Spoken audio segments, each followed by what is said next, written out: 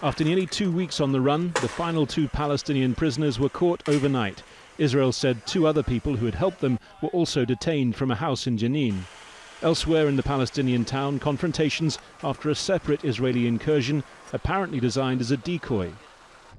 Tonight we have closure. The last 2 terrorists who escaped Gilboa prison 2 weeks ago were arrested. Munad el-Nafayat and Ayam Kamamji, both members of Palestinian Islamic Jihad, gave themselves up after Israeli forces surrounded the house they were hiding in. Kamamji's father says his son called him first, saying he was surrendering to prevent harm to anyone else. 2 weeks have passed, and I had expected him to call me from Gaza or Lebanon or some safe place.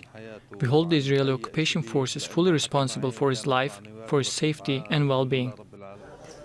For some days there had been Israeli reports that the net was closing in on Jenin. The final target, the home of Ahmed Abu Jafar. His son was one of those arrested on suspicion of helping the escapees.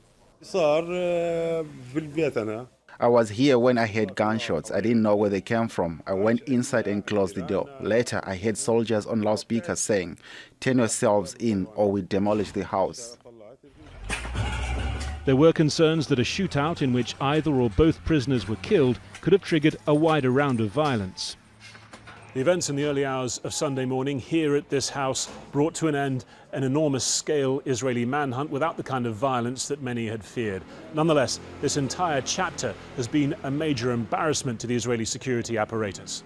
The prisoners have told their lawyers that they were able to dig steadily for months through their cell floor into void space under the high-security Gilboa facility, despite the fact that a previous such attempt had been discovered and security tightened.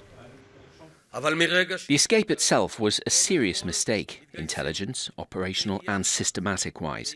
But from the moment there was a malfunction, first of all banded together in the first stage against the enemy, in order to restore deterrence, and then to fix internally what was needed, and there are things to fix.